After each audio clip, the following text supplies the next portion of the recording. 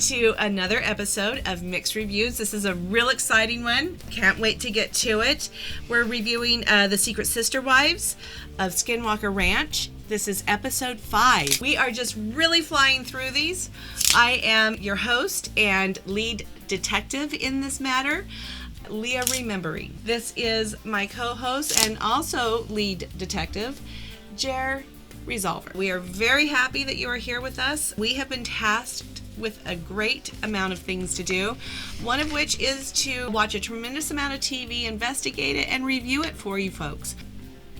Spoiler alert, we're also going to be starting a new series of investigations that will come later. Something to be watching our channel for, though. If you go ahead and like and subscribe, you'll know about those things when they happen. Enough of that. We're going to get to the episode. It was really full of stuff. Lots and lots and lots and lots of stuff. We start out at nighttime. This, folks, I'm so proud of our nighttime set. For the most part, we only use our daytime set, which is the full-scale ranch. The nighttime set we have pared down because at nighttime they're only at one area of the ranch, and so we thought we could just pare it down so that we can really focus in on the activity. So this is our nighttime ranch. Here's the command center, and here is Homestead 1. Travis, where's Travis? We've got a Travis here somewhere. Travis here. Okay. Travis, he is announced that he is going to be spending a few nights on the ranch so that he can keep an eye on things. And wouldn't you know it, the strangest timing, while he is there at night, something does in fact happen. Early in the morning, like at 4 in the morning, still dark out, still nighttime-ish. Right. You're still in your nighttime mode. His dog E.T., just loved that movie, changed his whole life. The science? Got him into science fiction. Why he's here? His dog E.T. wakes him up before dawn while he's in his trailer camped out in between the homestead and the command center. And so Travis jumps out of his bed in his underwear. Oh my goodness, what's going on? And he thinks maybe E.T.'s people have come home for him, so he runs outside with his... Did he have any kind of a spectro gear or anything? No, he just ran outside... With his glasses. With his glasses and his boots on. I think he did remember to grab his boots. He let his dog out without a leash. Yeah, his dog went running. It left. We never saw it again. We never saw the dog again, so maybe they did. Back. Maybe they did come for him. Real high-pitched noise. He goes back into his trailer, Travis does. Okay. He goes back into his trailer, realizing all of the noise that he's hearing, and he's never seen anything like it. There's stuff going everywhere. Never, ever, ever has he ever seen anything like it. Because we have done the hard investigating that maybe they don't display on the show. We know it was Robin. Sobbin' Robin she was at her wit's end with her guilt. So guilt-ridden was she over the thought of hurting Mary and Christine and Janelle. Overcome with tremendous guilt. So she was crying out in the garden. Version of Jesus in the garden crying, Father, oh Father, why have thou commanded me to marry this Cody when you know it's going to hurt these women? Crying and wailing, and apparently Travis in his trailer picked all of this up on his analyzer, and he had never seen anything quite like it. And those of you who've seen Robin cry understand you've never seen anything quite like it. Cody was flummoxed. I mean, Travis. Cody was not there. Cody was sleeping with one of the other women. Explain that. Well, you can explain it because he's a polygamist. He's married to several women. He was sleeping with another woman. No, the spectrum analyzer, and you can't explain that. Oh, well, that's you can't explain that. There's no explanation for that. That is the unexplainable. But we are here to find answers, and so answers we will find. Okay, that is our nighttime scene. We're done with that one, though. So I'm just going to cross this off my list, folks, because we've done it. Oh, we don't have our timer up, hun. Oh, we have time for that one. We're supposed to have a timer to keep us on task. Wouldn't you know it? No timer to keep us on task. We got it set up now. We're a little bit behind. It's okay, guys. We're professionals. Don't attempt this at home, but do attempt to like and subscribe. Super important. The YouTube people say it is. I don't think it's that important, but the YouTube people, they seem to think it is. Okay, so our daytime map is the set that we all love so well. Did really quickly because we got to move on. Homestead 2 over here. We're not going to be talking about that today. We have the Mesa over here. Are we even talking about the Mesa? I don't think we're talking even about the Mesa today. Oh, no, we do talk about Homestead. And the Mesa. And the Mesa. You know, I'm just... we have the triangle. Maybe we talk about that. I'm not going to even say. The Command Center and Homestead 1. Homestead 2 has, in fact, been let out. The people passed the credit check. Flying colors, I guess. Or, you know, they're moving in. Cross that one off your list. That little cutie is gone. Over here. And there is Travis. Right. And Eric. Eric. And the other PH. Fudd. Dud. Enter the Dragon. I think Cody's there. We didn't... yeah, Cody's there. Cody Locks. Cody Locks. His not Brigham Young one, but the Cody Locks one is there. We are in the command center, and Travis relays this information about the wailing that he heard. What did I say? You said Cody. You know, they look so much alike, and they talk so much alike, and they act so much alike. Like they're cousins. Identical cousins. Anywho, Travis, maybe if I point to him, I'll understand. Okay. Travis decides that all of that activity heard this morning must lead to a wormhole. The Uinta Basin is like a satellite dish for this wormhole. It's either radiating or permeating or energy. So that was dumb. Cody says, I know what's underneath, but I'm not ready to let on yet. Into that scene. Thank goodness, because it was a dumb one. I got to outside of the command center. Okay. Brandon had been complaining. He was upset. Where's Brandon? He's always at the bottom. No, he's at the top. Okay. Brandon, we'll just pretend he's in Salt Lake at his command center, complaining, just awfully complaining about lawn mowing and these jobs not getting done. If you saw the last episode where they brought the cattle in, lowercase Tom, couldn't open the gate because the grass was too tall. Cody shows up and... Where's Cody? Here's a Cody. Shows up and he says, well, I've got a lot of kids. They'd love nothing more than to come out and mow your lawn. In fact, they'll pay you for the experience. Not Robin. No. But Janelle and Christine and Mary... I'll say, Cody, that's a terrible idea. We've all agreed to keep our kids out of this. We don't want them on camera. It will spoil and ruin their lives. That kind of nonsense real quick. So Cody, being defeated to Robin. Anyway, they had some Congress off screen. Anyhow, Travis got a lot of work to do. So why don't we divide and conquer? Showing that he really didn't understand that phraseology, and it made him look really ridiculous. Christine was heard snickering about it, and she can be merciless. That was dumb of you, Travis. That was really dumb. You should know that divide and conquer doesn't mean that you divide up the tasks and get it conquered. Not that phrase. Anywho, they did divide up into groups. But I get to go to my next page here. Eric says, this is really important work. Life hangs in the balance. He was very dramatic about it. He almost started crying. Sorry, shouldn't have that. So we knew he was serious. I think he's been taking some lessons from Robin, if I'm to be honest. Robin has become quite the professional at conveying her dismay through tears. Eric seems to be following suit, and there might be another suitor by the end of all of this. Anywho, Eric says life hangs in the balance. Right. Cody notices that the lawnmowers aren't working, so Cody has to fix it.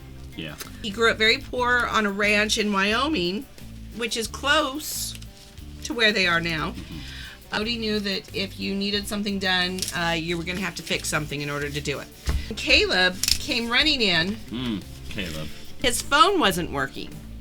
Apparently he had a fit of rage, and in his fit of rage, he threw his iPhone, like, way across the room. and it hit the wall. The screen shattered. Cracked. It's cracked everywhere. Running in and says, my phone! It's freaking out. Everybody got scared except for Cody. Cody just kind of laughed and said, wow, you know, when you have as many kids as I do, you understand cracked iPhones don't work. Cracked screens do that. Uh-huh. Every time. Every time. Every time. That was a disappointment for Caleb. Your screen is cracked, Caleb. Stop making me break my silence. That was a disappoint. We cut to the field. There are batteries being put out. Throwing out old batteries. Car batteries. Different batteries they're just throwing out. It was a weird scene. Okay. And here we have Eric. Where's Eric? Eric. Travis. We're in Eric. There's an Eric. Homestead 2, I said. We're over at Homestead 2. Eric and Dragon are penetrating with Dr. Penetration. Mm-hmm. Guy that they hired. He's a landscaper. Penetrator. Start driving around with their lawn mowing device pulled to a truck. Right, and they start driving around, pulling it around. Travis goes to see what's happening over there. As they're mowing the road, Travis and the other PhD found a well that they were able to open. Mm-hmm. And son, what was under that well? Water. There was some water. And apparently it made him really sick. He said, you know what? I'm just going to go lay down so we don't see him for a while. Gone. Just gone. Gone. Dragon was upset that he just, left. Where's the work ethic in that? Dragon can't understand what has happened and what's transpired. Nevertheless, Dragon and Eric persist in dragging around their lawnmower. Go to the command center. Travis finally shows back up. He's been loafing about. But Travis shows back up, and he is with Eric. Tom's there, and the Dr. P.H. Dud. Where's he? Dud. He's right here. And Christine is there. And Mary's there. It's not there. Dragon is there. Okay. Oh, and Cody. Where's Cody? Cody is there. Yeah. There he is. Cody is there. Janelle and Robin are not there. I think they are on child care duty right now. Watching kids. Dr. Penetration guy, what they have found. And what they have found is that apparently there is an undercover structure hidden about 30 feet below Homestead 2, under the road. And it leads, actually, Homestead 1. I'll start hypothesizing about what it could be. Cody steps out of the room and he calls to tell Janelle what he's been hearing in there. This Skinwalker Ranch used to be a polygamous compound of sorts. The men had their way with them. A lot of sneaking around, and so they had all these underground tunnels to get from one house to the other house. They had a temple built down there with some altars and some polygamy stuff. And Cody knows this to be true. And Cody and Janelle are a little worried these people are going to find out. It seems to be very sacred. They're really there. Brandon brought them in as consultants. But they're kind of double agents in this. Because they go with what their church says first and foremost. And their church does not want Brandon or the other lesser Mormons to know about this. Travis starts saying, well, this has all been talked about while they couldn't hear, obviously. Separate scenes. So now we cut back inside the room, and Travis is saying, the only way to find out what really is down there, folks, is to dig. Dragon starts to cry, like literal tears. Not the Robin fake tears where there's, blotting and nothing comes out. No, this was like a gusher. Crying and crying. He was complaining that he wasn't a PhD. Very emotional that he could not participate in the PhD program. Like everybody else up here is in fact a PhD of at least one, if not multiple studies. So Dragon was feeling quite left out, kind of like the girl who never gets asked to the dance, or who goes to the dance even worse and never gets asked to dance while she's there and just has to sit at the sidelines and watch all of her pretty friends dance. It's the worst. It is the worst. Dragon was having a moment where he felt very insecure, was not a PhD and not part of the group. And so he invents this whole thing, well, you can't dig! If I can't be a PhD, you can't dig! He was kind of adamant. He did not want digging to go on. Now, we've heard stories back and forth about whether or not there can be digging. Apparently there cannot. Dragon was real emotional. Kept blurting out over and over again, I'm not a PhD! I am not a PhD! I am not a PhD! Very uncomfortable. It was one of the cringiest times. And I watch a lot of reality TV, folks. This was a real cringy moment. Cody, who is known for having some of the cringiest things, even he couldn't take it. Second-hand embarrassment. Mary and Christine, Dragon was behaving badly, and Christine later confided in me that if he had grown up polygamist, he would have had several mothers to have put him in his place, and therefore this type of behavior, this type of acting out wouldn't have happened. You know, she might be right. She might be onto a thing or three. Polygamy really is probably the best option for a lot of people. And again, that is why Tom is so uncomfortable with them around, because he does know that his wife would like some sister wives to help out around the house, because Tom spends all his time at the ranch. There's no help at home. She would like she would like some sister wives to help out with the chores and all the stuff. Willing to share Tom. And that's... Well, I wouldn't share Tom. I wouldn't have Tom. Dragon did, the more he whined and complained, the more... At first, people were like, you know what, Dragon, it's fine. It's fine. It's fine, Mr. Dragon, that you don't have a PhD. There's of us doctors here. It's fine. It's fine. The more and more he complained, the more whinier and whinier he got, the less sympathy and empathy they had with him. Everybody started getting mad, and finally they said, listen, Dragon, you don't have a PhD, so you don't have an opinion. Just shut the front door. No PhD, no opinion. I think they all voted on it, and I think that is now the new rule. If you do not have a PhD, you can just quietly shut your mouth. Dragon was very upset, obviously. Didn't end well. They all stormed off. We're going back to the trailer. Okay. This is a smaller scene. Here. It's just Dragon, and it's Travis, and it's Cody. We keep losing Cody. He's a sly one. But they're... Oh, but they do a conference on talk with Brandon. So Brandon's in Salt Lake City, allegedly. Because Mr. Frugal about digging, the possibility of digging on the ranch. They know that they're going to be met with a lot of questions and concerns. We hear Brandon is very, very frugal, possibly running out of money at this point. And Dragon, of course... doesn't want to have anything to do with it. He's completely upset, asking permission to dig back to the ranch. And right as he's going to give his either yay or nay on whether or not we can dig, Dragon can't take it anymore. Dragon, Snappy Dragon, I'm done. Done. If I can't be a PhD, I don't want to be called Dragon anymore. Dragon is my dead name, and from now on, I will thank you to refer to me as Bryant, but he wants it done in one syllable. Quick to the point, not a lot of lingering on that name. And he is adamant that Dragon is his dead name. We respect this. We respect it. And, it's everybody's kind of taken back. And as they're talking about the fallout, all of Dragon's business cards, his T-shirts, his monogram, hats, he has mugs. He has a lot of Dragon paraphernalia. So they're talking about all of this, and Cody, meanwhile, starts to kind of daydream in his head, thinking, "Wow, Bryant now is getting all this attention." And Cody famously is an attention hog. So now for Bryant to have stolen all of the attention. And so he jumps up and he announces, Cody is my dead name. I now, and for here on after, will be going by the name of Seth. Seth is his temple name, given to him when he took out his endowments. Fact.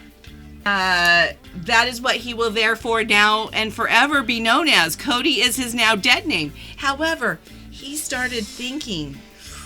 know this because you might not know your Mormon lore. So let me backtrack just a little bit and tell you a little bit about the Mormon lore. So when you go to the temple and you take out your endowment, they give you your secret temple name, which isn't really just your temple name. What it really is your eternal name that you're going to have in the afterlife and the next life after and then the one after that. And all the ones that come after will therefore be named as that and known as that. Here's where the tricky part comes in. when you were married, when you were espoused, the man should know all of the women's names, but the women not necessarily need to know his name. You get my drift? If you want to ditch one of your gal pals in the next after, you probably shouldn't tell them your super secret next afterlife name. He stepped in poo-poo here. Now, all of the wives, even Mary, are going to know his forever name, and they're going to be able to come after him in the next one. I don't know that he's prepared for all of that. Instantly regret saying this. It's all over the TV now. His wives know he can't back out. I guess Brandon does agree to core sampling and dig and pull out a sample. Cliffhanger here, I believe, is over here. Robin was spending most of the episode crying about how she's going to inflict all this pain. We end with Cody really in his own doo-doo saying the inside parts out loud. Good move. Yeah. Solid. I don't know. I don't know if this can be wiped up. We'll see. Can you change that name? I don't know. It's beyond my level because I am not a priesthood holder. It was really uninteresting, quite frankly, until Bryant flipped out. Calling him Bryant until further notice. We'll have to cut out the others. I don't really want to make this adjustment, but there it is. If he requests, we will edit the previous episode. I'll just bleep that out. I mean, we could bleep it out.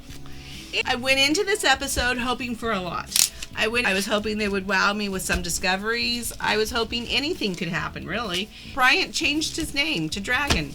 Dragon changed his name to Bryant. That's really all that happened. I do enjoy seeing a grown man cry on TV, so I guess for that I'm going to have to give it a thumbs up.